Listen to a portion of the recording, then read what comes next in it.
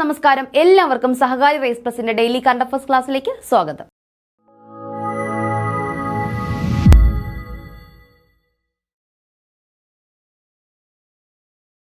ക്ലാസ്സിലേക്ക് കടക്കും മുന്നേ ഒന്ന് പറഞ്ഞുകൊള്ളട്ടെ, നമ്മുടെ സെക്രട്ടേറിയറ്റ് അസിസ്റ്റന്റ് അതുപോലെ തന്നെ SI പ്രിലിംസിന്റെ റിസൾട്ട് വന്നിട്ടുണ്ട്. കുറേ പേരൊക്കെ പ്രിലിംസ് പാസ്സായിട്ടുണ്ട്, കുറേ പേര് പാസ്സായിട്ടില്ല. അപ്പോൾ പാസ്സാകാത്തവരോട് എനിക്ക് പറയാനുള്ളത്, നമുക്ക് ഇനി വരാനിരിക്കുന്ന SBCAD അതുപോലെ തന്നെ നമ്മുടെ കമ്പനി ബോർഡ് അസിസ്റ്റന്റ് അതുപോലെ തന്നെ യൂണിവേഴ്സിറ്റി അസിസ്റ്റന്റ് പോലുള്ള പരീക്ഷകൾ, അതായത് 2026 വരുന്ന ഡിഗ്രി പ്രിലിംസ് പരീക്ഷകൾക്ക് വേണ്ടി നമുക്ക് നേരത്തെ തന്നെ തയ്യാറെടുക്കാം. അതിനുവേണ്ടി സഹകാരി റൈസ് പ്ലസ് നമ്മുടെ ഡിഗ്രി ലെവൽ ബാച്ച് ആരംഭിച്ചു കഴിഞ്ഞു. പുതിയ ബാച്ച് നമ്മൾ ഉടൻ തന്നെ ആരംഭിക്കുന്നതാണ്. അപ്പോൾ ക്ലാസ്സുകളിൽ ജോയിൻ ചെയ്യാൻ താല്പര്യമുള്ളവർ തീർച്ചയായും ഞങ്ങളുമായി കോൺടാക്ട് ചെയ്യുക. നമുക്ക് ക്ലാസ്സിലേക്ക് കിടക്കാം. വീണ്ടെടുക്കാനാകട്ടെ, പൂവണിയട്ടെ വീടെന്ന സ്വപ്നം. അപ്പോൾ ഇതേ ദിവസം, അതായത് 2024 ജൂലൈ 30 ഒന്ന് ഇരുട്ടി വെളുത്തപ്പോൾ, അതായത് ഉറങ്ങാൻ കിടന്നവരാണല്ലേ, എന്താണ് നമ്മുടെ കുടുംബവുമായിട്ട് അവരുടെ സന്തോഷങ്ങളൊക്കെ പങ്കുവെച്ച് ഉറങ്ങാൻ കിടന്ന ഒരു കൂട്ടം ആൾക്കാർ അല്ലെങ്കിൽ ഒരു ജനത, അവർ രാവിലെ ഒന്ന് ഉറങ്ങി എഴുന്നേറ്റപ്പോൾ അവരിൽ പലരും ഇല്ല. കൂടെ കഴിഞ്ഞവരോ അടുത്ത് കിടന്നവരോ അല്ലെങ്കിൽ തലേ ദിവസം രാത്രി നമ്മൾ സംസാരിച്ചവരോ ആയിട്ടുള്ള പലരും തന്നെ ഇല്ല. ഒരു നാട് തന്നെ അപ്രത്യക്ഷമായി. കേരളക്കരയെ ആകെ കണ്ണീരിലാഴ്ത്തിയ ആ ഒരു ദുരന്തത്തിന് ഇന്ന് 1 വർഷം തികയുകയാണ്. ദുഃഖത്തോടെ അല്ലാതെ ആർക്കും, ഒരു കേരള ജനതയ്ക്കും ഇത് ഓർക്കാനാകില്ല എന്നത് തന്നെയാണ് സത്യം. അപ്പോൾ നമ്മുടെ മുണ്ടക്കൈ ചൂരൽമല ഉരുൾപൊട്ടൽ ദുരന്തം നടന്നിട്ട് ഇന്ന് 1 വർഷം തികയുകയാണ്. ഇത് ചൈനയുടെ തലസ്ഥാനമായ ബീജിംഗിൽ കഴിഞ്ഞ ദിവസമുണ്ടായ ഒരു പ്രളയത്തിൽ നിന്നുള്ള ചിത്രമാണ്. അപ്പോൾ ഈ പ്രളയത്തിൽ ഏകദേശം 34 പേരാണ് അന്തരിച്ചത്. ഏതാണ്? നമ്മുടെ ചൈനയുടെ തലസ്ഥാനമായ ബെയ്ജിങ്ങിലെ മിയുൻ ജില്ലയിൽ. എവിടെയാണ്? ബെയ്ജിങ്ങിലെ മിയുൻ ജില്ലയിൽ. അപ്പോൾ നമ്മൾ ഓർക്കേണ്ടത്, അടുത്തിടെ ചൈനയിൽ വൻ നാശനഷ്ടം വിതച്ച ഒരു പ്രളയമുണ്ടായി. അതെവിടെയായിരുന്നു? ചൈനയുടെ തലസ്ഥാനമായ ബെയ്ജിങ്ങിലായിരുന്നു. ബുക്കർ സമ്മാനം പട്ടികയിൽ കിരൺ ദേശായിയും. അപ്പോൾ ബുക്കർ സമ്മാന പട്ടികയിൽ ഒരു ഇന്ത്യൻ വംശജ ഉൾപ്പെട്ടിരിക്കുന്നു. ആരാണ്? കിരൺ ദേശായി. കിരൺ ദേശായിയുടെ the loneliness of Sonia and Sunny. എന്താണ്? The loneliness of Sonia and Sunny എന്ന നോവലാണ് ഇടം പിടിച്ചിരിക്കുന്നത്. കൂടാതെ 2006 ദ ഇൻഹെറിറ്റൻസ് ഓഫ് ലോസ് എന്ന നോവലിന് കിരണിന് ബുക്കർ സമ്മാനം ലഭിച്ചിട്ടുണ്ട്. അപ്പോൾ കിരണിന് ഇത് ആദ്യമായിട്ടല്ല ബുക്കർ സമ്മാന പട്ടികയിൽ ഇടം നേടുന്നത്. 2006 ബുക്കർ സമ്മാന പട്ടികയിൽ ഇടം നേടുകയും ബുക്കർ സമ്മാനം കരസ്ഥമാക്കുകയും ചെയ്ത വ്യക്തി കൂടിയാണ് കിരൺ ദേശായി. അവരുടെ ഒരു പുസ്തകം എന്താണ്? 2006 ബുക്കർ സമ്മാനം ലഭിച്ച പുസ്തകമാണ് ദ ഇൻഹെറിറ്റൻസ് ഓഫ് ലോസ്. അപ്പോൾ ഓർക്കുക, നമുക്കൊരു ചോദ്യം വരാം. ഒരു പക്ഷേ ഇവർ ഈ ബുക്കർ സമ്മാനത്തിൽ വിജയിയാകാം, ആകാതിരിക്കാം. നമുക്കൊരു ചോദ്യം വരാം, 2006 ബുക്കർ സമ്മാനം ലഭിച്ച നോവൽ ഏത്? അപ്പൊ നമ്മൾ ക്വസ്റ്റ്യൻ നോക്കും. 2006, ഇന്നിതാ 2025 എത്തിയിരിക്കുന്നു. പിന്നെ എന്തിനാണ് 2006 ചോദ്യം ചോദിച്ചിരിക്കുന്നത്? 2006 എങ്ങനെയാണ് ഒരു കറണ്ട് അഫയേഴ്സ് ആകുന്നത്? കറണ്ട് അഫയേഴ്സ് ആണ്, റിലേറ്റഡ് ഫാക്ട് ആണ്. 2025 ബുക്കർ സമ്മാനത്തിൽ ആദ്യ പട്ടികയിൽ ഇടം നേടിയ ഇന്ത്യൻ വംശജയാണ് കിരൺ ദേശായി. കിരൺ ദേശായിക്ക് 2006 ബുക്കർ പ്രൈസ് ലഭിച്ച നോവലാണ് ഏത്? The inheritance of loss. ഏതാണ് നോവൽ? The inheritance of loss. അപ്പോൾ ദ ഇൻഹെറിറ്റൻസ് ഓഫ് ലോസിന് ശേഷം അവർ ഒത്തിരി നാളുകളോളം നോവലൊന്നും എഴുതാതെ ഇരുന്നു. അതിനുശേഷം അവർ ഇപ്പോഴാണ് എഴുതിയത്. അത് തന്നെ ബുക്കർ സമ്മാന പട്ടികയിൽ ഉൾപ്പെട്ടിട്ടുണ്ട്. കിരണിൻ്റേതുൾപ്പെടെ 13 നോവലുകളാണ് ഇത്തവണത്തെ ആദ്യ പട്ടികയിലുള്ളത്. സെപ്റ്റംബർ 30 ഇതിന്റെ ഒരു വിധി പ്രഖ്യാപനം ഉണ്ടാവുക. അപ്പോൾ ന്യൂഡൽഹിയിൽ ജനിച്ചു വളർന്നവരാണ് നമ്മുടെ കിരൺ ദേശായി എന്ന് പറയുന്നത്. ഇന്ത്യൻ വംശജയാണ് കേട്ടോ, ഇന്ത്യൻ വംശജയാണ്. അപ്പോൾ നമ്മുടെ ബുക്കർ സമ്മാനത്തിൽ പട്ടികയിൽ ഇടം പിടിച്ച നോവൽ ഏതാണ്?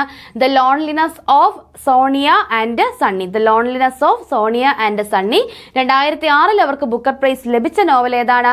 Inheritance of loss. നിസാർ ഇന്ന് ഭ്രമണപഥത്തിലേക്ക്. അപ്പോൾ ഇന്ന് നമ്മുടെ നിസാർ, നമ്മുടെ ISROയുടെയും നാസയുടെയും സംയുക്ത ഉപഗ്രഹമായ, സംയുക്ത ഭൗമ നിരീക്ഷണ ഉപഗ്രഹമായ NISAR, NASA ISRO synthetic aperture radar. എന്താണ്? NASA ISRO synthetic aperture radar ഇന്ന് ഭ്രമണപഥത്തിലേക്ക് യാത്ര തിരിക്കുകയാണ്. ഇന്ന് വൈകിട്ട് 5:40 ഇതിന്റെ യാത്ര. അപ്പോൾ നമ്മുടെ ഭൗമോപരിതലത്തിലെ ചെറിയ മാറ്റങ്ങൾ പോലും സൂക്ഷ്മമായി നിരീക്ഷിച്ച് വിവരം കൈമാറുകയാണ് ഇതിന്റെ പ്രാധാന്യം. ഏതാണ് നമ്മുടെ വിക്ഷേപണ വാഹനം? GSLV F-16. ഏതാണ്? GSLV F-16. നമ്മൾ കഴിഞ്ഞ ദിവസവും ഇത് പറഞ്ഞു പോയ കാര്യമാണ്, വീണ്ടും പറയുകയാണ്.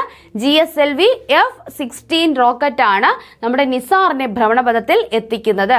ഭൂമിയിൽ നിന്നും 740 കിലോമീറ്റർ അകലമുള്ള ഭ്രമണപഥത്തിലൂടെ ആയിരിക്കും നമ്മുടെ നിസാറിന്റെ ഭ്രമണം. നിസാർ ഒരു ഭൗമ നിരീക്ഷണ ഉപഗ്രഹമാണ് എന്നത് വ്യക്തമായിട്ട് പഠിച്ചിരിക്കുക.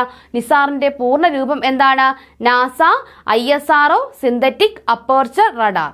അമേരിക്കയിലേക്കുള്ള സ്മാർട്ട് ഫോൺ കയറ്റുമതി ചൈനയെ മറികടന്ന് ഇന്ത്യ. അപ്പൊ ചൈനയെ നമ്മൾ ജനസംഖ്യയിൽ മറികടന്നതിന് ശേഷം ഒരു കാര്യം കൂടി നടന്നിരിക്കുന്നു. എന്താണ്? അമേരിക്കയിലേക്കുള്ള സ്മാർട്ട് ഫോൺ കയറ്റുമതിയിൽ ചൈനയെ മറികടന്ന് ഇന്ത്യ പോയിരിക്കുന്നു. ഇപ്പോൾ അമേരിക്കയിലേക്ക് ഏറ്റവും കൂടുതൽ സ്മാർട്ട് ഫോൺ കയറ്റുമതി ചെയ്യുന്ന രാജ്യം ഏതാണ്? ഇന്ത്യയാണ്. ചൈനയെ ഇന്ത്യ മറികടന്നിരിക്കുന്നു. അമേരിക്കയിലേക്ക് ഏറ്റവും കൂടുതൽ സ്മാർട്ട് ഫോൺ കയറ്റുമതി ചെയ്യുന്ന രാജ്യമാണ് ഇന്ത്യ. പുരസ്കാര തിളക്കത്തിൽ മൂവി ക്ലിക്സ്. എന്താണ് ഈ പുരസ്കാരം? നമുക്ക് നോക്കാം. സിനിമ ടിക്കറ്റ്, തിയേറ്ററുകളിലെ ഭക്ഷണം തുടങ്ങി ഓൺലൈനിലൂടെ ലഭ്യമാക്കുന്ന പ്ലാറ്റ്ഫോമാണ് ഏത്? Movie clicks. ഏതാണ് ആ പ്ലാറ്റ്ഫോം? Movie clicks. അതായത് movieclicks.in എന്നാണ് അവരുടെ ഒരു സൈറ്റിന്റെ പേര്. movieclicks.in. എന്തൊക്കെ ലഭിക്കും? സിനിമ ടിക്കറ്റ് ലഭിക്കും, അതുപോലെ തിയേറ്ററുകളിലെ ഭക്ഷണം തുടങ്ങി ഓൺലൈനിലൂടെ ലഭ്യമാകുന്ന ഒരു പ്ലാറ്റ്ഫോം. തിയേറ്ററിലൂടെയുള്ള ഭക്ഷണങ്ങളൊക്കെ ഓൺലൈനിലൂടെ ലഭ്യമാകുന്ന ഒരു പ്ലാറ്റ്ഫോമാണ് ഏത്? മൂവി ക്ലിക്സ് എന്ന് പറയുന്നത്. ഈ മൂവി ക്ലിക്സിന് ഒരു തിയേറ്റർ വേൾഡ് ഒരുക്കുന്ന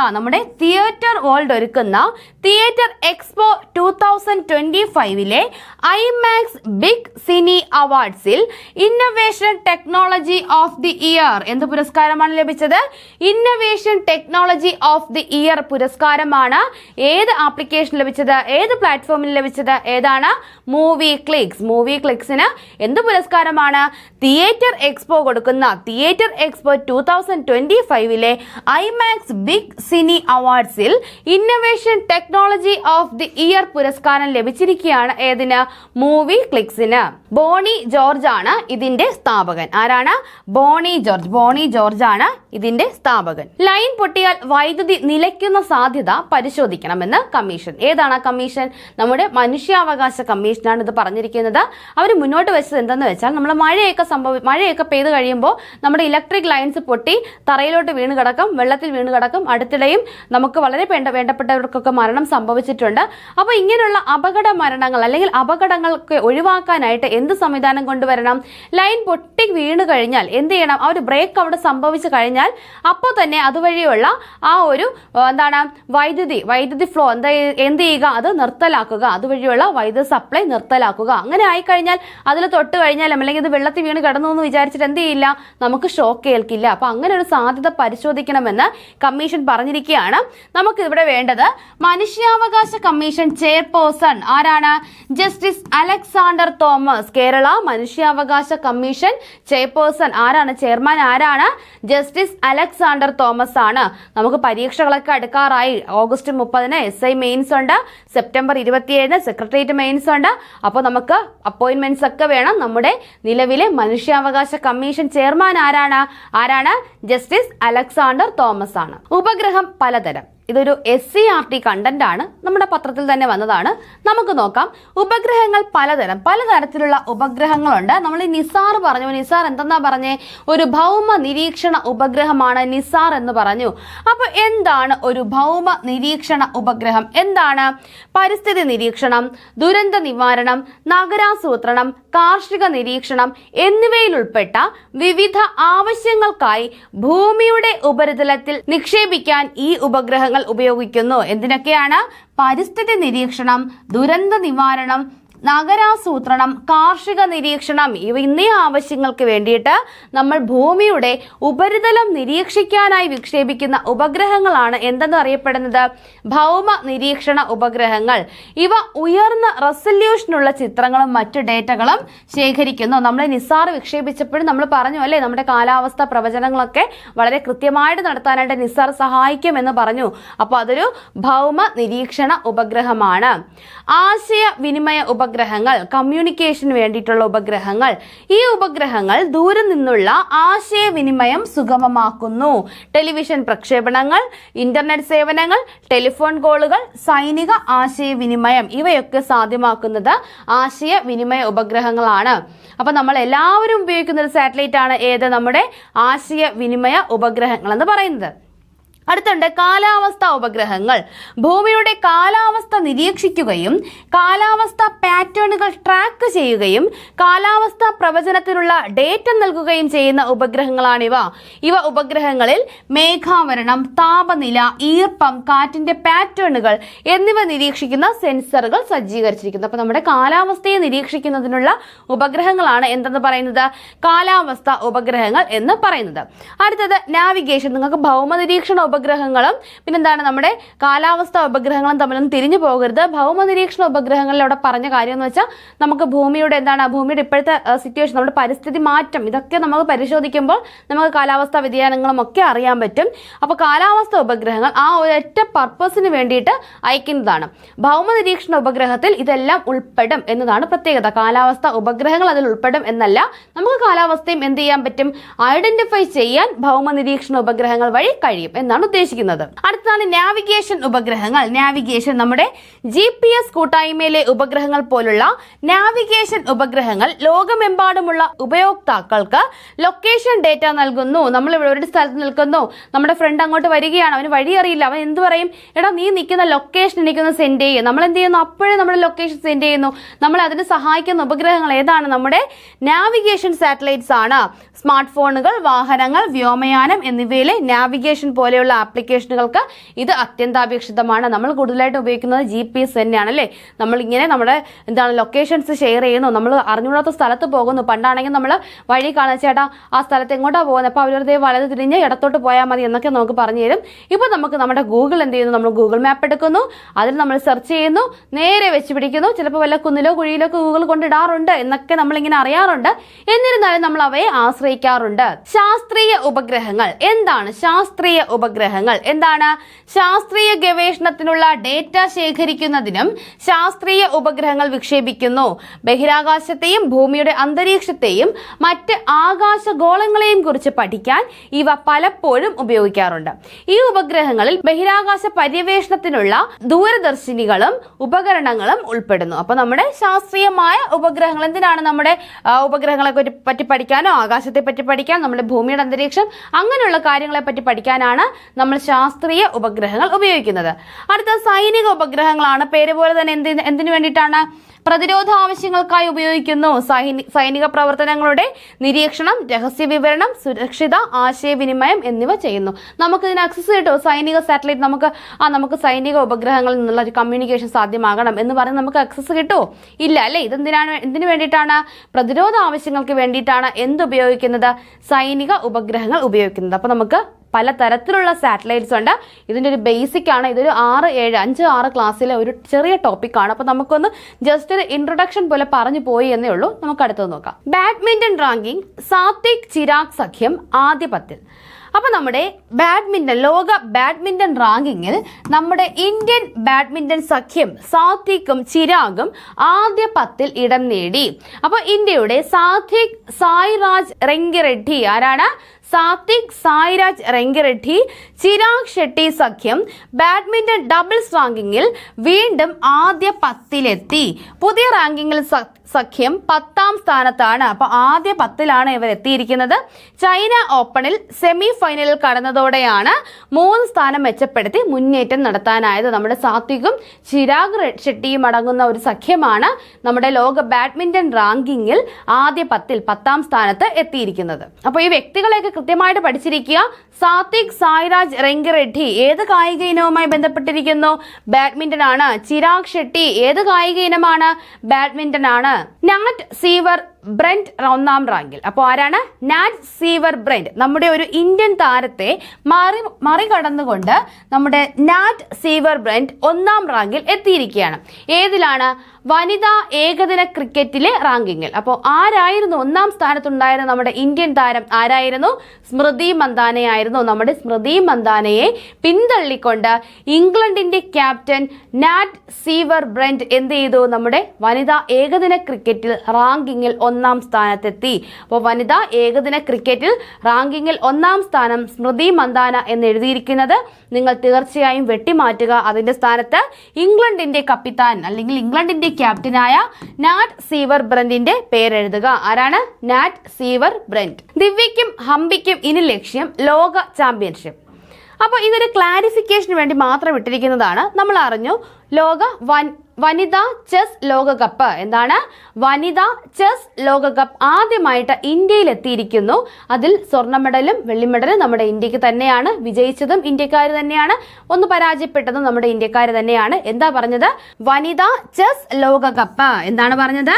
വനിതാ ചെസ് ലോകകപ്പ്. വനിതാ ചെസ് ലോകകപ്പ് നമ്മുടെ ഇന്ത്യയിൽ എത്തിയിട്ടുണ്ട്. ആര് മുഖേനെ? നമ്മുടെ ദിവ്യ ദേശ്മുഖേനെ വനിതാ ചെസ് ലോകകപ്പ് എത്തിയിട്ടുണ്ട്.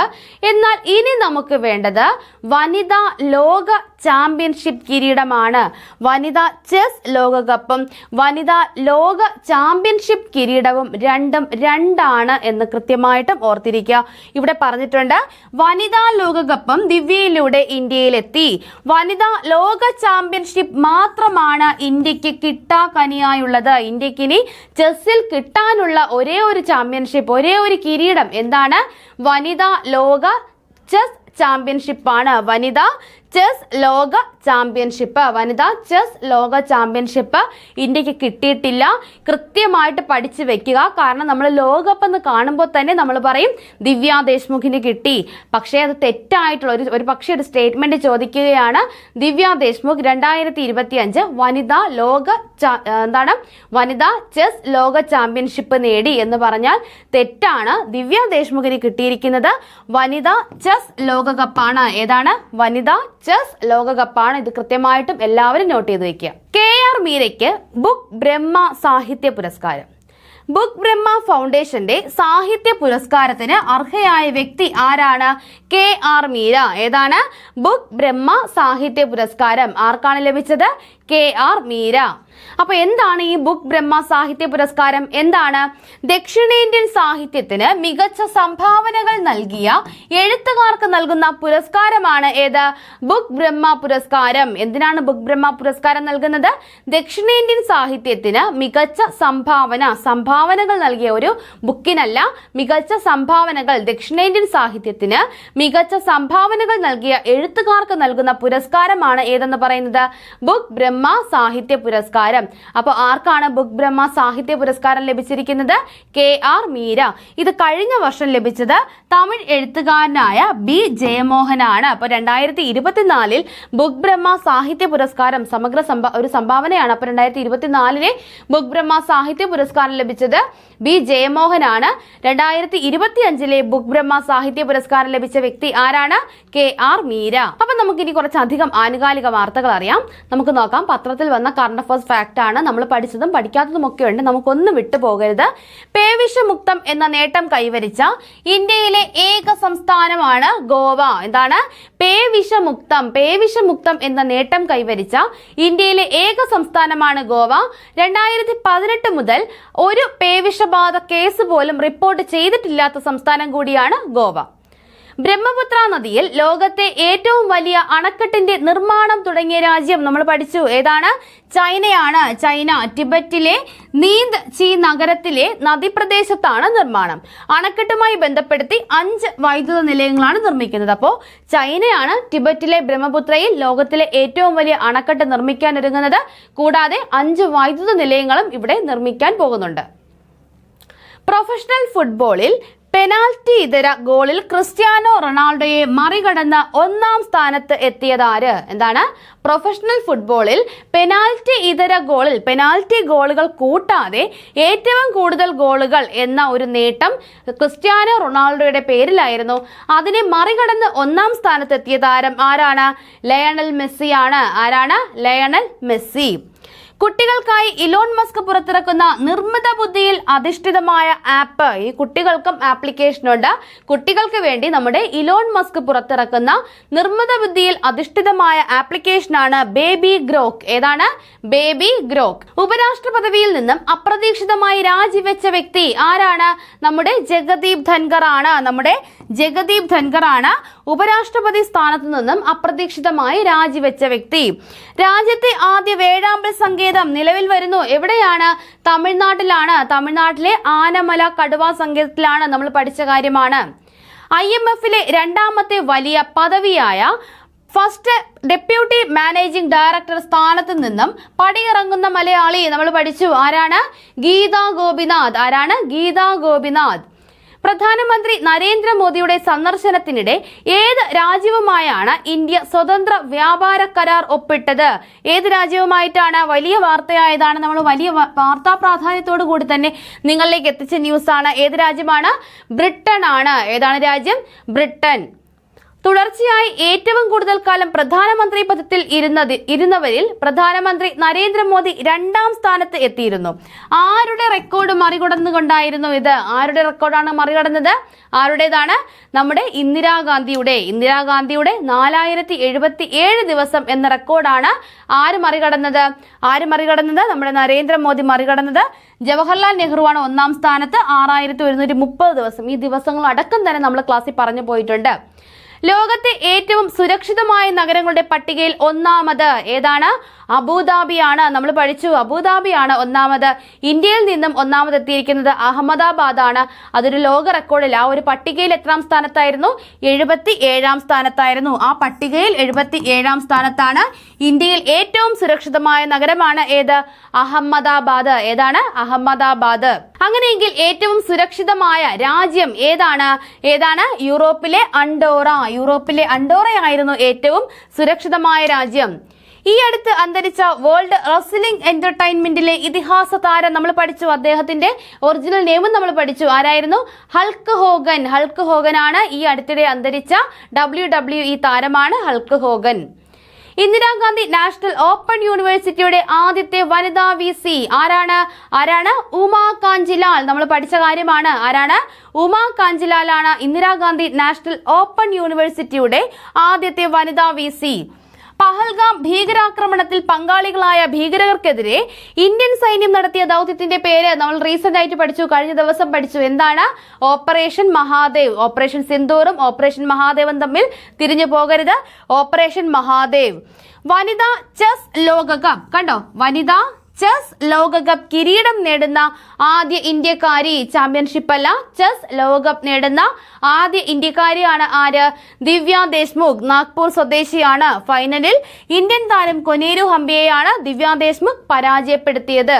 ഇന്ത്യയിലെ ആദ്യത്തെ മൈനിങ് ടൂറിസം പദ്ധതി ആരംഭിക്കുന്നത് ഏത് സംസ്ഥാനത്ത്? നമ്മൾ പഠിച്ചു.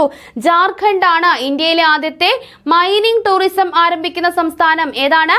ജാർഖണ്ഡ് ആണ്. 2025-ലെ വേൾഡ് സമ്മിറ്റ് ഓൺ ഇൻഫർമേഷൻ സൊസൈറ്റിയുടെ ചാമ്പ്യൻ പുരസ്കാരം നേടിയ ഇന്ത്യൻ മൊബൈൽ ആപ്ലിക്കേഷൻ എന്താണ്? 2025-ലെ വേൾഡ് സമ്മിറ്റ് ഓൺ ഇൻഫർമേഷൻ സൊസൈറ്റിയുടെ ചാമ്പ്യൻ പുരസ്കാരം നേടിയ ഇന്ത്യൻ മൊബൈൽ ആപ്ലിക്കേഷനാണ് മേരി പഞ്ചായത്ത്. ഏതാണ് ആപ്ലിക്കേഷൻ? മേരി പഞ്ചായത്ത്. ISROയും നാസയും ചേർന്ന് വികസിപ്പിച്ച് ജൂലൈ 30-ന് വിക്ഷേപിക്കുന്ന ഭൗമ നിരീക്ഷണ ഉപഗ്രഹം ഏതാണ്? നിസാർ ആണ്. ഏതാണ്? നിസാർ. VS അച്യുതാനന്ദനോടുള്ള ആദര സൂചകമായി ഇംപേഷ്യസ് അച്യുതാനന്ദനി എന്ന് പേര് നൽകപ്പെട്ട ചെടി ഏതാണ്?